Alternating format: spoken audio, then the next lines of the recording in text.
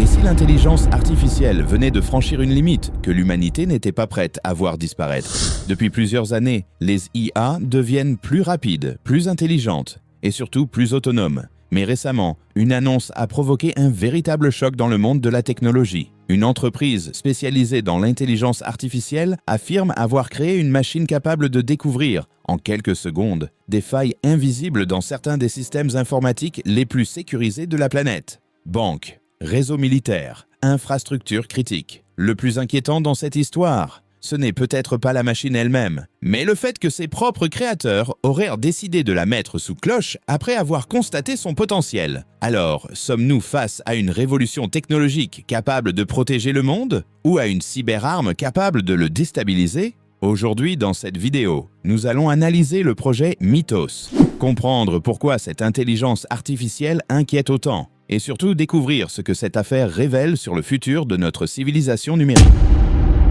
D'abord, qu'est-ce que c'est que Mythos, justement, ce modèle d'IA qui permet de fracturer ces systèmes bancaires et puis en fait qui met toute la planète en stress et en ébullition? Oui, on en parle énormément et Mythos, en fait, Nabia, ce n'est pas un nouveau robot conversationnel comme ChatGPT, comme Claude ou encore comme Perplexity.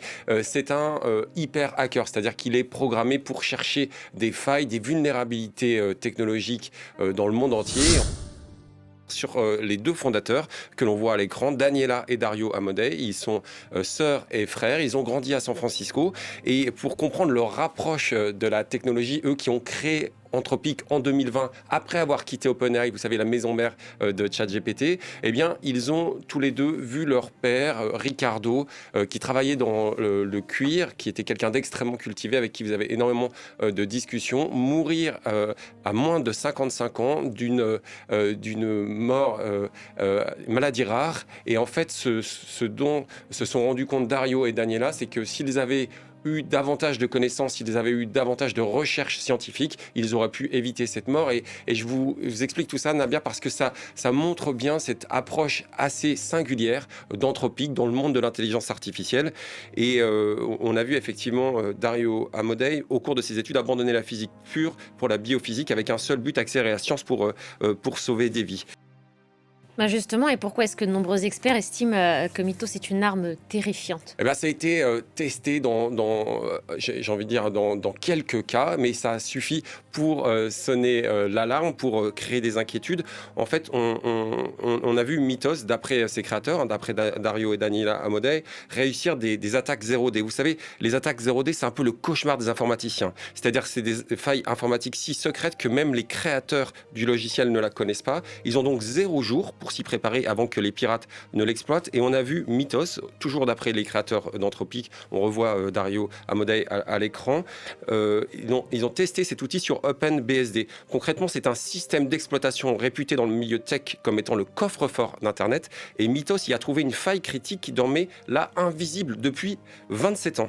Alors, lorsqu'ils se sont rendus compte des dangers potentiels que pouvait créer Mythos, eh bien, la société Anthropic a créé le projet Glasswing. Alors, Glasswing, c'est le nom d'un papillon d'Amérique centrale aux ailes totalement transparentes. Et ils ont rassemblé des chercheurs de différentes entreprises comme Amazon, Microsoft, Google, le projet Linux également. Et ils leur ont montré tout ce que pouvait faire Mythos pour justement prévenir des futurs dangers et voir comment se comporter avec lui.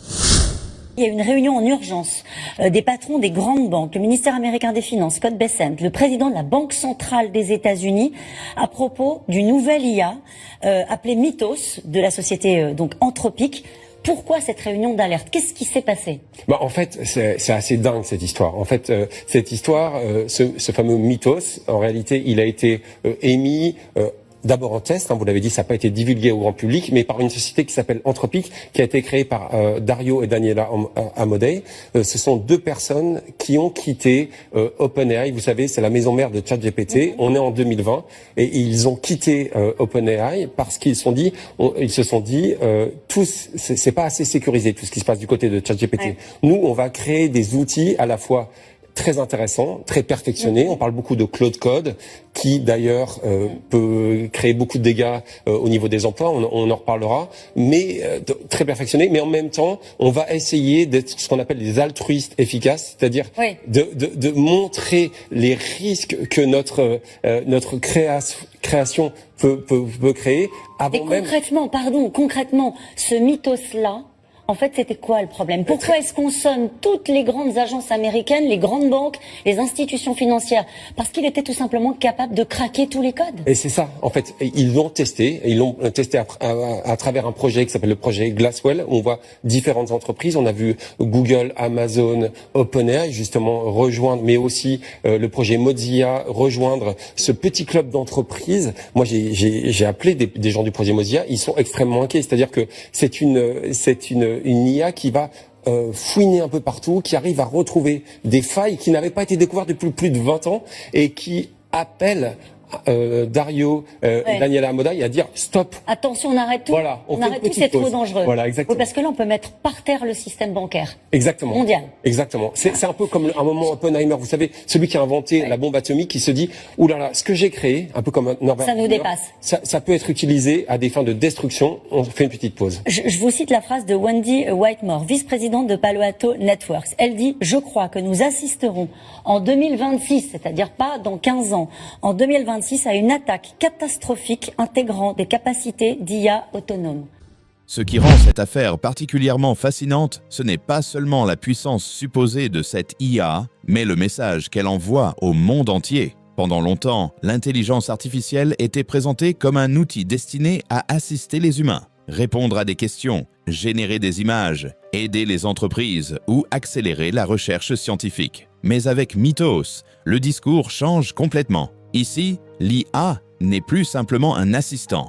Elle devient une machine capable d'agir sur l'infrastructure même du monde numérique. Et c'est précisément cela qui inquiète. Car aujourd'hui, notre société repose presque entièrement sur des systèmes informatiques. Les banques, les hôpitaux, les réseaux électriques, les satellites, les communications militaires, les aéroports, les données personnelles.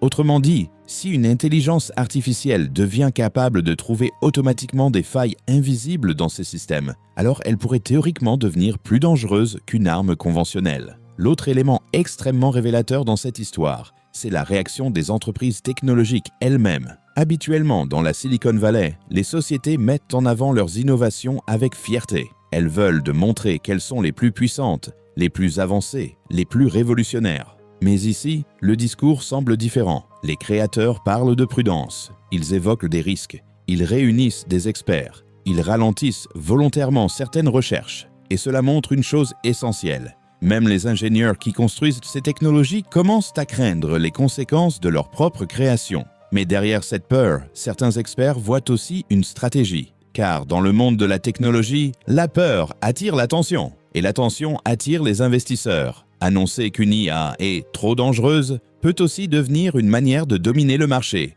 d'impressionner les concurrents et d'imposer son image comme leader mondial de l'intelligence artificielle. C'est pour cela que la communauté scientifique se divise aujourd'hui. Pour certains, Mythos représente une avancée historique. Pour d'autres, il s'agit surtout d'une démonstration médiatique destinée à amplifier la peur autour de l'IA. Sur la base des échanges que vous avez pu avoir, vous Guillaume, avec des experts, est-ce qu'on est face à un danger imminent ou est-ce que c'est un bluff marketing ?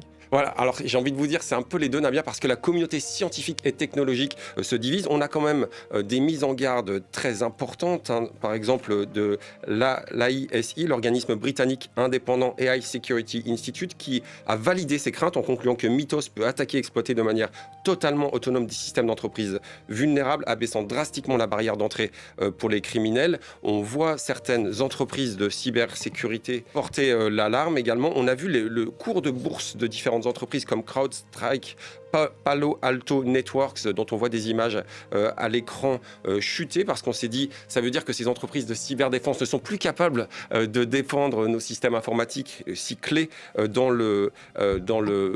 notre monde. Et puis effectivement, vous avez raison, ça a fait un coup de pub phénoménal et certains acteurs très intéressants, hein, je pense par exemple à Yann Lequin, vous savez, le français qui vient de relancer sa start-up Amilabs ici en France. Lui, il explique que c'est du bullshit, hein, il n'a pas été par quatre chemins.